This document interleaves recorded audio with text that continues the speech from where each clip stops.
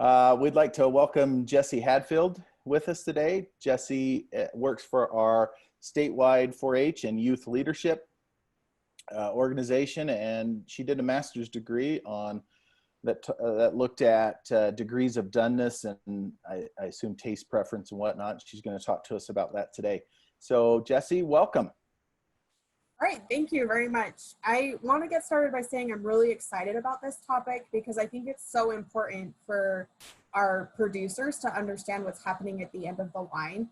And it's something I'm really passionate about and really had a lot of fun doing this research. And something that's kind of interesting about Utah State is that our food science department is kind of separated from our main animal science stuff, which has a lot of relevance in some ways, but sometimes I wish that we were a little bit more closely connected. So like Dr. Rood said, I'm going to be presenting on my graduate research. I did it with Jared Legayco, who is now a professor at Texas Tech, and then Karen Allen and Silvana Martini that are both a part of Utah State University's team. So my official title is the thermal and physical properties of beef from 3 USDA quality grades cooked to multiple degrees of doneness, which is kind of a mouthful. So basically the public title is, or in layman's terms, beef palatability taking into account quality grades and cooked to multiple degrees of doneness. So as a form of introduction, it's important to realize that total meat consumption is on the rise, and something that I want to draw your attention to is that poultry especially is seeing a high spike. And this graph is from 2013, so, well, it was actually produced in 2012 with predictions through 2013, so it's a little bit older, but we see these same numbers continuing on. And the most recent graph that I can find was produced back in 2017 with projections through 2018. And you can see that this is a different scale, so it's a little bit harder to see that rise, but we still see that upward trend for our consumers. So my research was on beef, and so although that total meat consumption is on the rise, beef is being replaced. It's being replaced by fish, by poultry, and especially by pork. Over the past 2 decades, so even though we've seen that rise, that trend is at the expense of beef due to consumers who are both environmentally and health conscious. And financially conscious, just because beef is just not as economic for some of our low-income families. Going along with that, since 1970, the increased use of poultry over beef products has been the most significant change in the meat industry. And when we're talking about pork, a study funded by the Pork Checkoff reported that 40% of consumers would like to see more pork on restaurant menus. So as a beef consumer, what we need to consider is what are we selling? What is that pull? What are we giving to our consumers? And what we're giving them is that prime beef experience.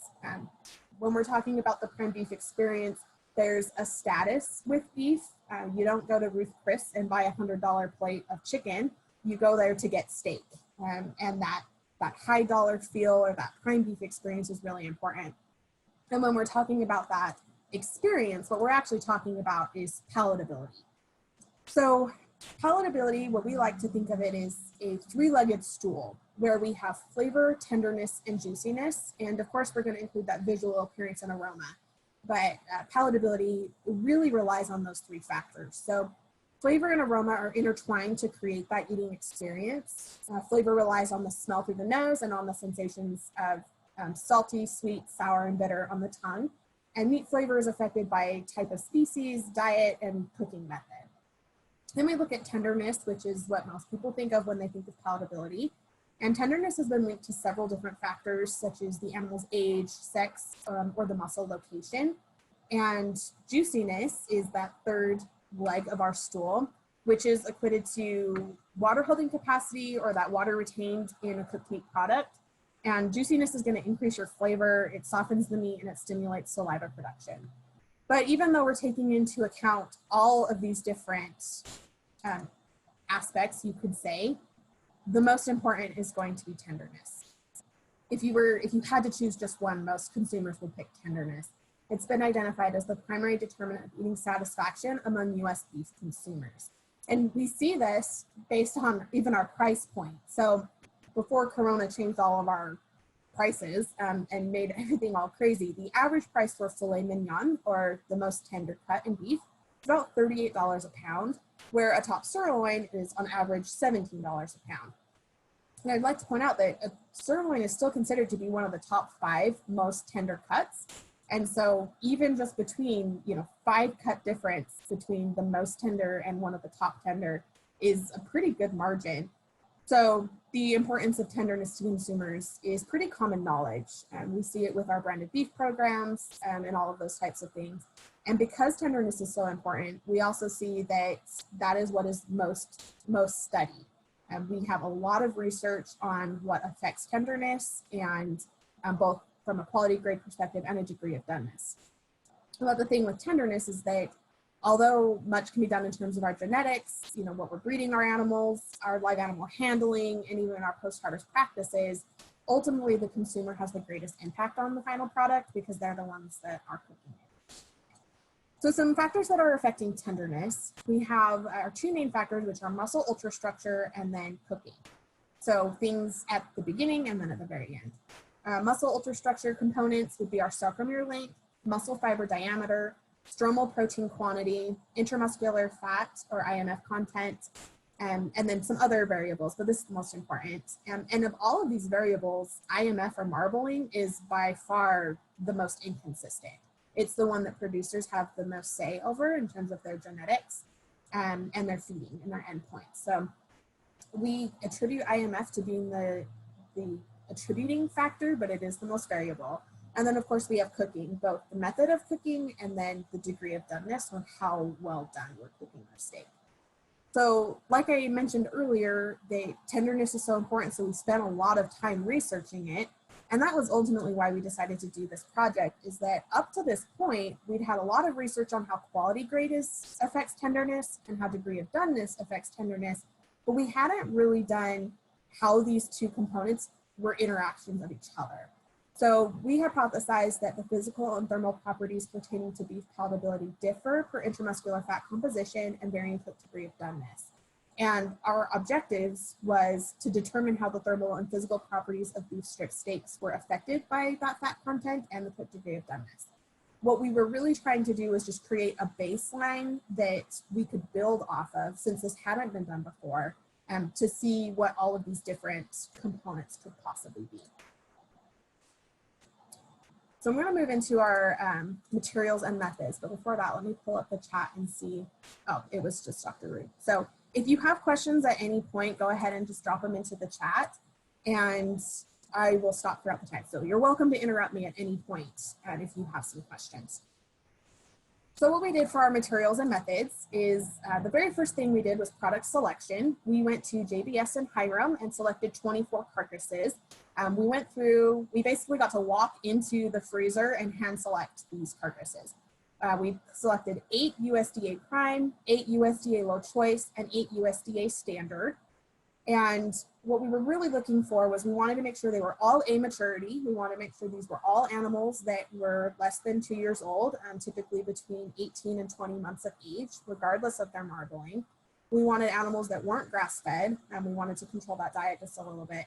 And they were all from the general location. They weren't from the same producer necessarily, but we were trying to minimize those differences as much as we could. So once we selected the carcasses, they were aged for 21 days, which is industry standard. And then we took the loins and we harvested or processed those down further into strip steaks. They were randomly assigned degree of doneness, and then they were frozen and stored.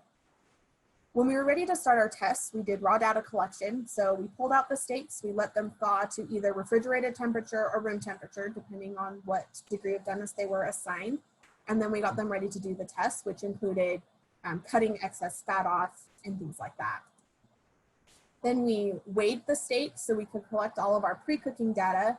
We weighed them, we took a rib imprint so that we could measure the rib size, and then we also took thickness to make sure that they were all the same. So you can see here kind of the differences between a prime, a low choice, and a standard steak. Once we were ready to do that, our cooking procedures consisted of threading a wire into the geometric center of the steak so that we could get a really accurate reading of once those steaks hit that degree of doneness. And then we cooked all of the steaks on a clamshell style grill. We measured how long it took them to get to their degree of doneness endpoint, as well as how long it took them to cool back down to room temperature. And then we collected all of that data again.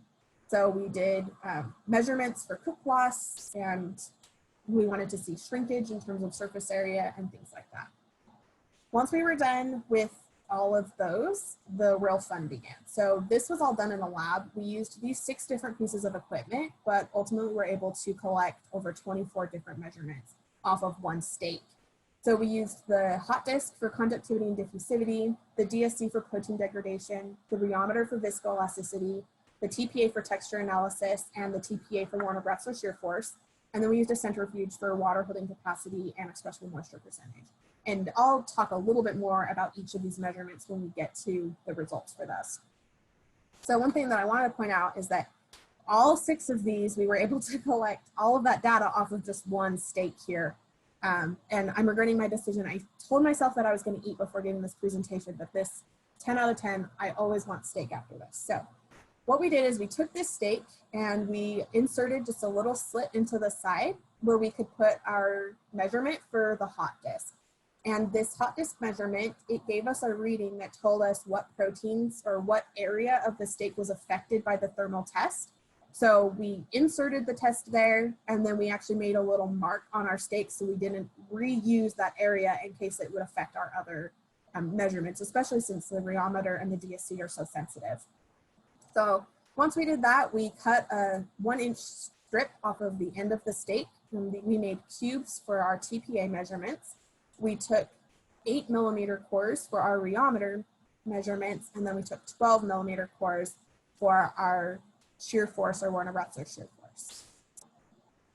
So after all of these measurements were done and we were able to get all of the results in discussion, we found some really cool things. And so we'll just talk about each of these individually. And like I said, if you have questions at any point, feel free to drop them in the chat box or unmute yourself and let me know.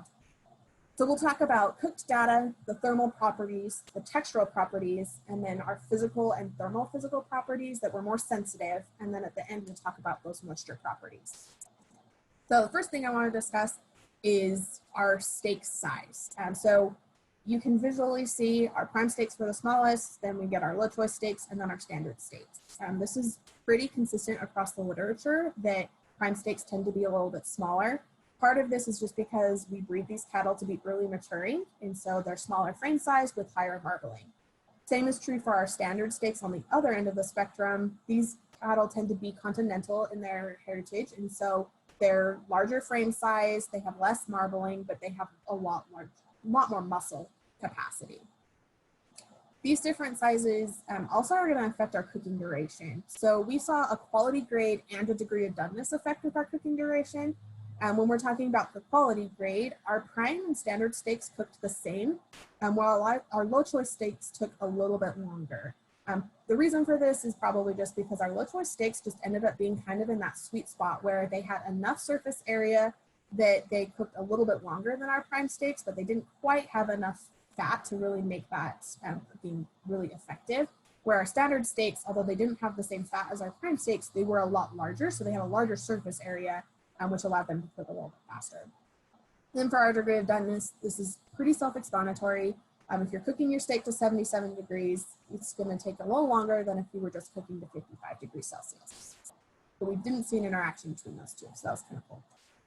Then for our cooking loss percentage, very similar in terms of the longer you cook, the more you're going to lose in terms of that cook loss percentage. So in summary, our cook loss, cooking duration, low choice steaks generally take longer to cook, and the higher degree of doneness desired, the longer cook duration. And we didn't see any difference between our quality grade for cook loss percentage, but steaks cooked to 71 degrees Celsius or higher also had the highest cook loss percentage. That 71 degrees Celsius is what we would consider well done. So moving into our thermal properties, I had to borrow this equipment from the engineering department, which was kind of cool, and spent some time over there in the engineering building. But we measured diffusivity and conductivity. And these measurements may seem a little foreign to a lot of us because this isn't typically what we would do when we're studying meat, but it's really important for us to see how our meat was conducting heat so that we could better understand what was happening when we were heating our steaks. So to break it down, diffusivity is the rate that the heat is transferred from the heat source forward, and conductivity is the amount of heat that is transferred through a sample. So one is the rate and one is the amount, and these two measurements are not dependent on each other. So it's important for us to get both. For diffusivity, we saw no major effects across the board. And I'll talk a little bit about that at the end, but important thing to remember, diffusivity, no difference.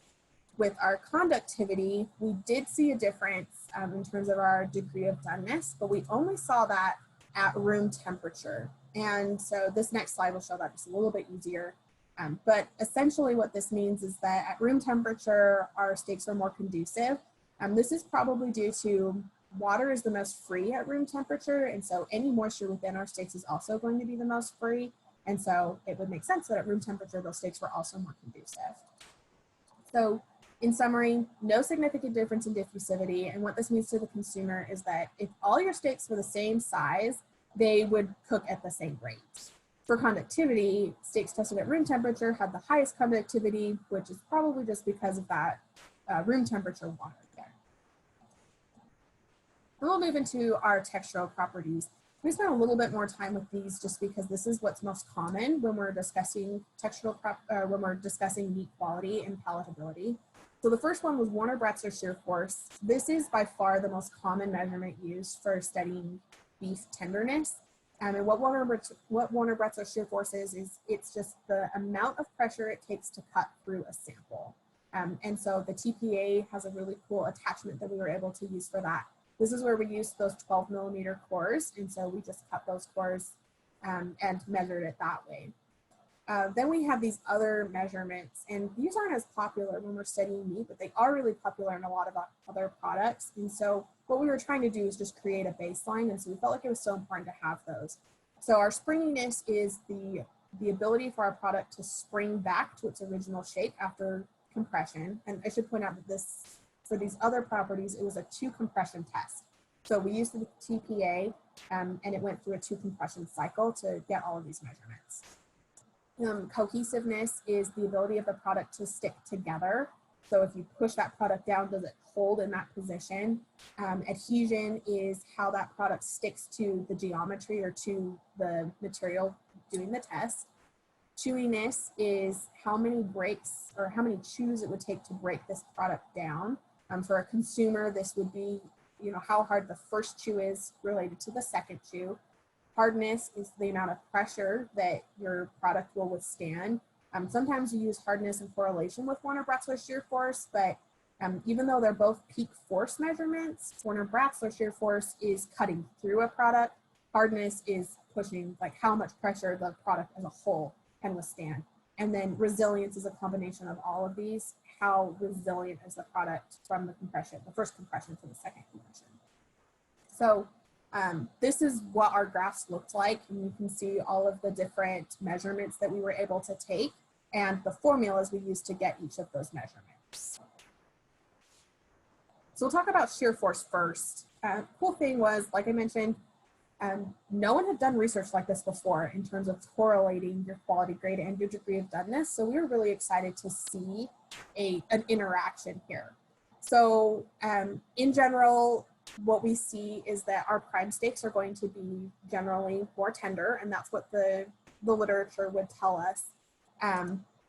But what we would also like to point out is that we really didn't see much difference past 60 degrees either. So even though prime is way more forgiving in terms of overcooking, so if you want a tender product and you're not a great cook, might want to stick with those prime products.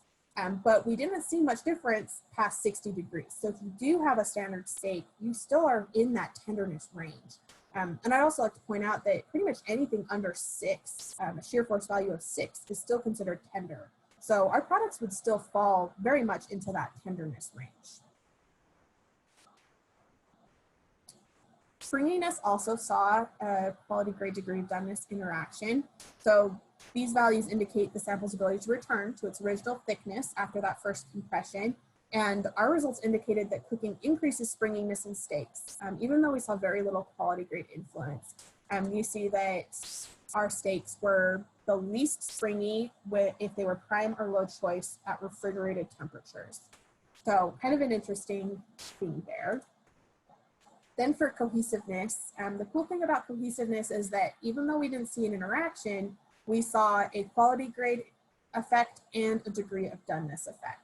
And cohesiveness was the only one to see a quality grade effect that didn't also have an interaction. So kind of interesting there. Our prime steaks were more cohesive than our standard steaks. And for degree of doneness, as is typical, once we started cooking, these other properties started to level out. So our room temperature steaks were least cohesive, and then once we started cooking, there was no difference in cohesiveness. For the last 4 measurements, adhesion, chewiness, hardness, and resilience, as is expected, we saw a degree of doneness. So as soon as we started cooking these steaks, we were going to see that effect. So this graph shows that a little bit easier, where with our adhesion, we didn't see any effect until we started cooking. Once we started cooking our steaks, the adhesion went way down and then gradually started coming up just a little bit, but really didn't see any significant effects, even though there was a little bit of a trend there.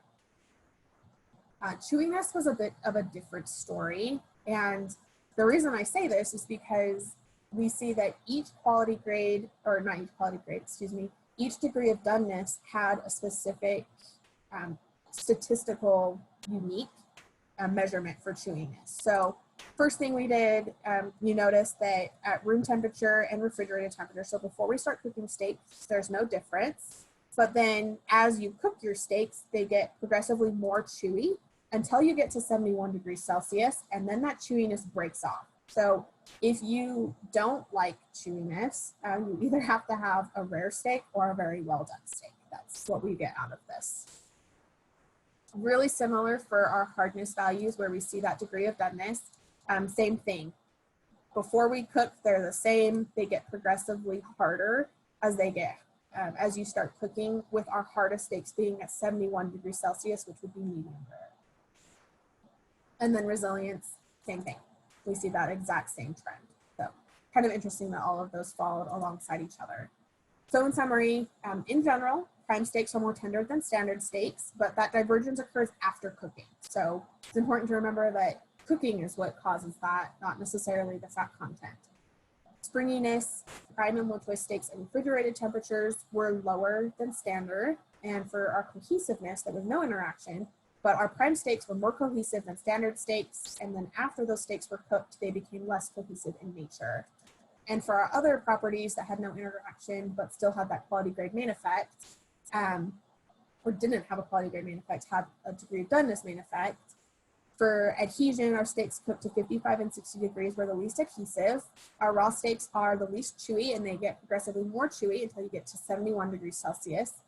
Our raw steaks were the least hard, and steaks cooked to 71 degrees Celsius were the hardest. And raw steaks are also the least resilient, and they get progressively more resilient until you get to 71 degrees. So this is where we get into our really intricate measurements. So we take all of the information we've got from the TPA, and we put it into these really intricate programs and machinery that gave us some really interesting information. So we'll talk about viscoelasticity first. Although this isn't typically used to study beef, these tests are more intense and precise when concerning structure. And so the values obtained indicate the amount of force a sample can withstand before it begins to break down. So it takes our interaction between quality grade and degree of doneness a step further. And that solid-like property of the viscoelastic material is represented with a storage modulus, and we call it G prime. Then we have our protein degradation. We know that protein degradation plays a really important role in the structural integrity of steaks. So it made sense for us to use the DSC to explain what occurs as our steak is being cooked. Our protein degradation values indicate what happens to proteins when heat is applied. So these values are calculated by measuring the heat given off during the exothermic reaction of protein breakdown. And for something to just bring out in these is that we use both surface samples and center samples when doing these different tests. So with viscoelasticity, we saw an influence by quality grade that was dependent on degree of doneness, where the surface G prime of low choice steaks cooked to 77 degrees Celsius was the greatest, which was really interesting. We didn't really see any differences other than we have that value there. And we see something really, really similar in terms of our center quality as well. So Dr. Rood asks, USDA recommends cooking beef to at least 62.8 degrees Celsius. And would you comment on the recommendation with regards to your data and perception of steak quality? Yes, so I'll talk about that a little bit more at the end when we go over some consumer insight. But basically, a lot of it is based on preference. So if you're cooking to at least 62 degrees, you're going to see a little bit of a difference in terms of your chewiness, but you really see that main divergence when you get up to 71. So if you're, as long as you're still in that range, you should be okay. I hope that answered your question. Okay, so then when we were talking about, to get back on track here, when we're talking about protein degradation, we see, obviously we're gonna see a degree of doneness effect because as soon as you start cooking your steaks, you're gonna be breaking down those proteins. And this is especially true for actin that's pretty sensitive. So we see that degree of doneness effect here. So the data that we're really looking at when we're talking about our actin degradation is we're looking at those rare or the raw steaks before we start cooking. And what we see here is that there wasn't a difference between our room temperature and our refrigerated steaks. And this is also true for the most part with our degradation of actin, where there's very little difference for our center samples of actin. And you can see that here. The main difference is that obviously there's more actin degradation in steaks that were cooked to 55 and 60 degrees Celsius. And this is probably just due to the breakdown of other structural proteins that had encapsulated the actin. So we had cooked the steaks just enough to break those down, but not quite enough to break down all the actin before we did our tests. Our myosin and sarcoplasmic proteins follow that same trend where we see that degree of doneness effect. The difference being that we saw a difference in our two raw steak samples as well. You can see that pretty clearly here, that when our steaks are room temperature, we saw an increase in enthalpy, but the really interesting results come from our center samples. This is where I get really excited about this. Our measurements of center samples of that myosin and sarcoplasmic protein showed interactions between quality grade and degree of doneness. The degree of doneness results are really easy to explain as before. As soon as we started cooking, even to the lowest temperature, that degradation was going to begin. And so our readings are going to be similar across the quality grades and degree of doneness. So it's that difference between quality grades that's the most intriguing. The main factor affecting the quality grade, as we know, is going to be that IMF content. But the cool thing about this test is that it does it on a protein percentage basis. And so the fat has been completely melted out and is accounted for. So what this shows us is that there's actually a difference between the proteins in our prime low choice steaks compared to our standard steaks, which is really cool. So our standard steaks essentially have lower enthalpy values before cooking in comparison to those other steaks. So in summary, with our viscoelasticity, low choice steaks cooked to 71 degrees Celsius had the highest G prime values. And with our thermo-physical or protein degradation, steaks thawed to 25 degrees Celsius had higher enthalpy during protein degradation of actin. And our standard steaks at refrigerated and room temperatures had comparatively lower enthalpies during protein degradation of myosin and sarcoplasmic proteins.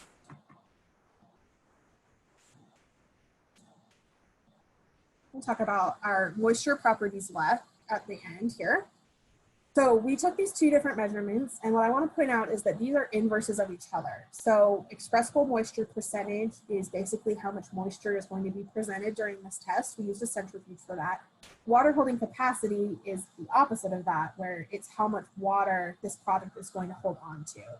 Usually we refer to water holding capacity as a correlation with juiciness, or at least the consumer's perceived understanding of what juiciness is. So when we're talking about these results, we saw a quality grade effect between the two, where our prime steaks had a higher water holding capacity and then inversely a lower expressible moisture capacity. Because fat is going to bind to water, it makes sense that our high marbled steaks are also going to hold onto water the tightest. We also saw a degree of doneness effect where as we started cooking our steaks, we're going to lose more water. And then eventually the water is going to, so we'll express more water at 55 and 60 degrees Celsius. And then that water that was previously bound is going to maybe be released just a little bit. And so that's going to make those effects there. Okay, so in summary, water holding capacity and expressible moisture are inverse measurements. Remember that. The reason we did both of them is because depending on what journal article you're reading, we wanted to make sure that we had measurements that would appease both sides. So if people were more likely to use expressible moisture percentage, we wanted that as our baseline, or if they were using water holding capacity, they would have that down as well. Our prime steaks bind the most water, we know that. And then for our degree of doneness effects, steaks are also going to bind the most water at room temperature. The process of cooking will break down myofibular structures, allowing that water to be released. So as we start cooking, we're also going to see a lower expressible moisture percentage. So in conclusion, divergence of physical properties occurs after cooking.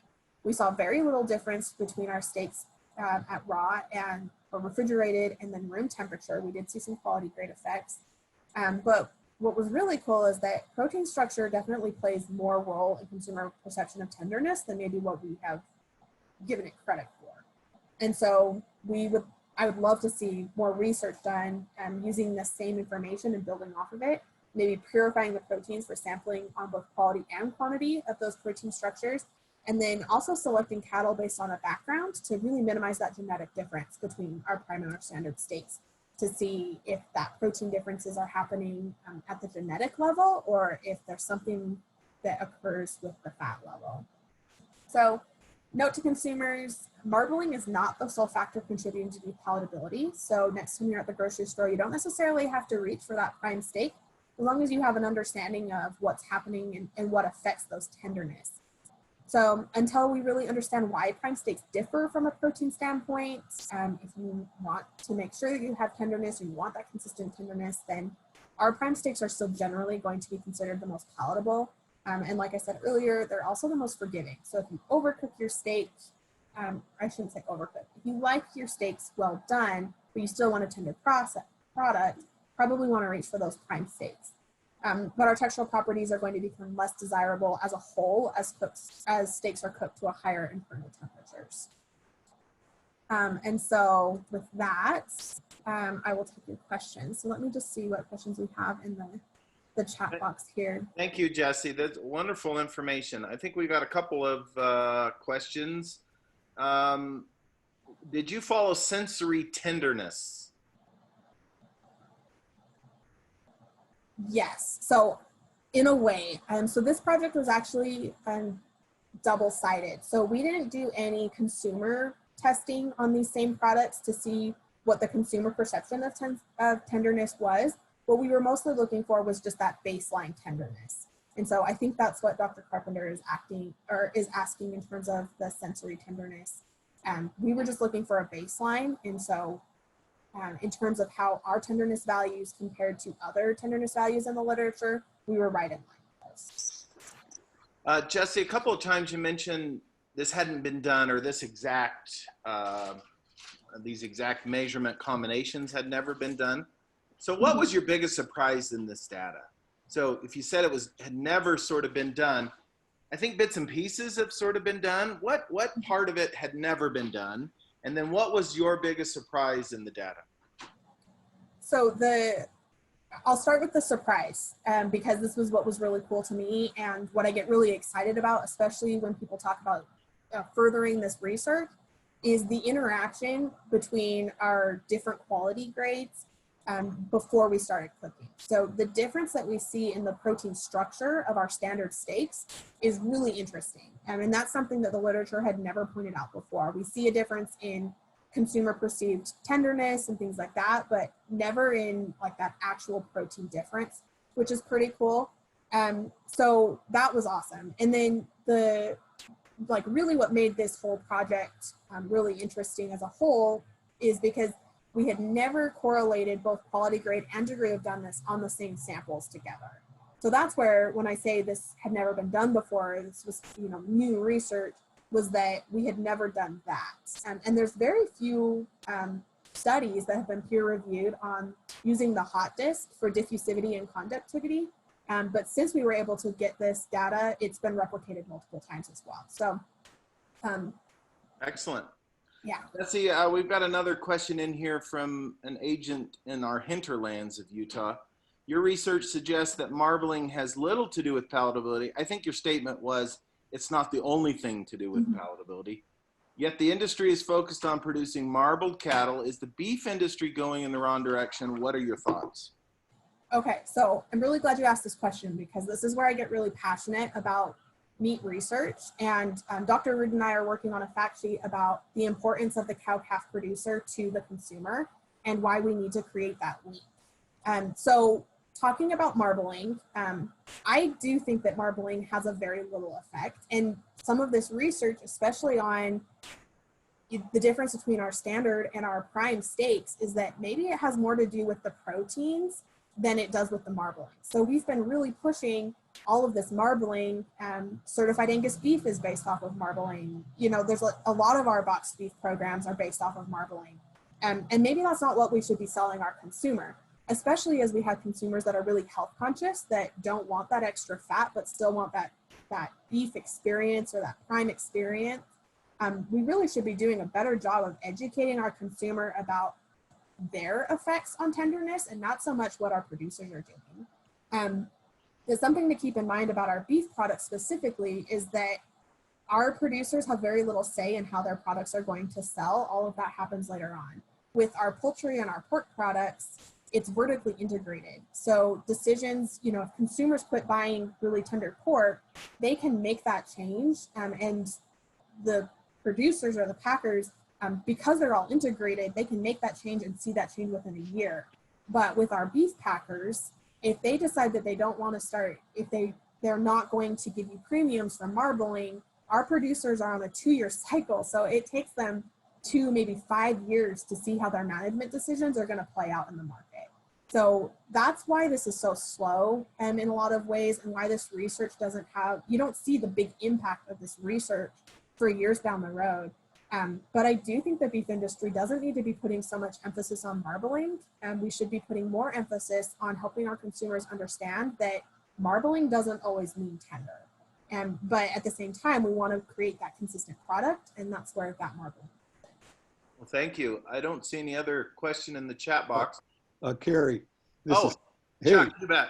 Yeah. Hey, this couple questions for you, Jessie.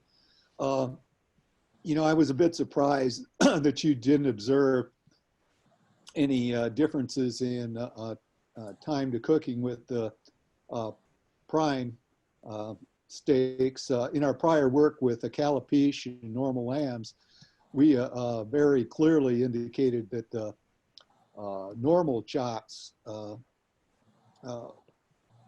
which are typically quite a bit fatter, intramuscular fat, owing to their different fiber type composition, but they cook faster than the calapiche chops, such that if you calculated the area under the curve, you actually put more heat into the calapiche chops. In other words, they were more cooked, even though they reached the final temperature. We greatly attributed this to, I think, and other people have seen the same thing, that fat, when it melts, it migrates and actually carries heat with it a lot more than just conductivity would itself. So it's fat migration could do that. So anyway, I was surprised you didn't see that. Another comment is, did you actually measure water loss in these steaks? You know, the evaporation can have a big effect.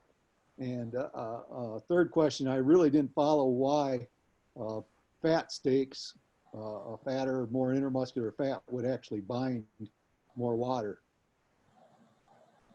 Okay, so we also were really surprised in terms of the fat migration with our cook times. And we think a lot of that is just because of the differences between our surface area. That was something that we would need to definitely look into further to replicate this, is, you know, look at our fat content and the surface size and see if there was any differences there. We attributed it to there was just such a big difference between our standard steaks, our lentil steaks, and our prime steaks. So that's on that comment. You'll have to remind me what your second comment was. Oh, did we measure actual moisture loss? We just looked at cook loss percentages. So we weighed the steaks when they were raw, pre-cooked, and then again afterwards. And that's really the only measurement we took in terms of that moisture loss. We just attribute it to that weight of our steaks.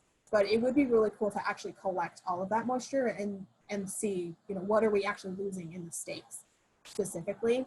And then for the water holding capacity, there's a lot of different, the literature is different in terms of how water is bound within our steaks. And just what we had found is that the more marbling there was a correlation between higher fat and also higher water holding capacity, because that water was more bound.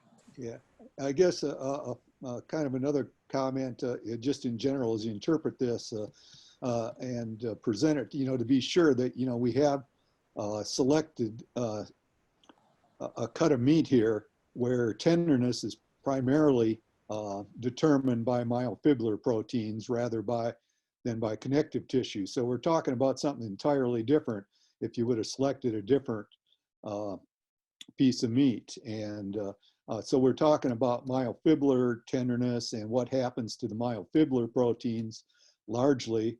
And to point out, there has been some results showing that depending on fiber type or myosins from different fiber types, myofibers actually gel differently, and their gels have different hardness. So, that was something that, would probably play into your DSC measurements.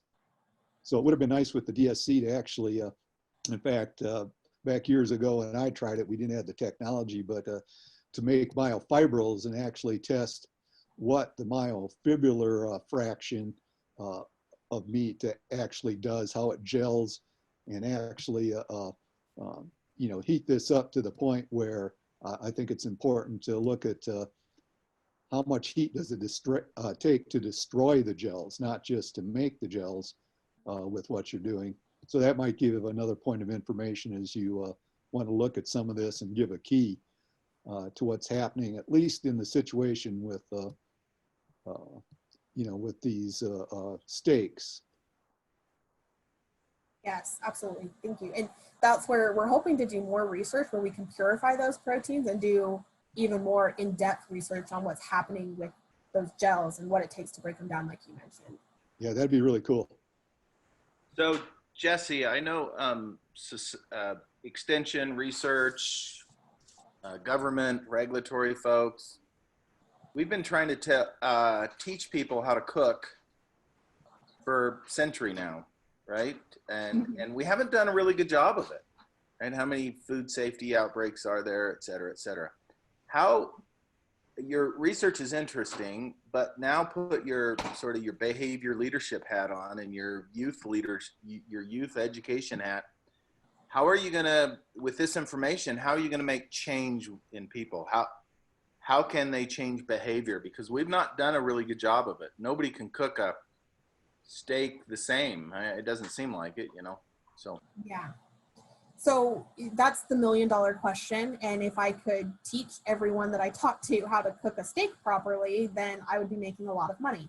So it's definitely really hard to change that behavior. And a lot of the research that we did preliminary to this was how your cultural, your cultural heritage, tradition, all of that kind of stuff will affect how you cook steaks. So it's easy for me to say you should cook your steaks to 65 degrees Celsius for that optimal palatability experience.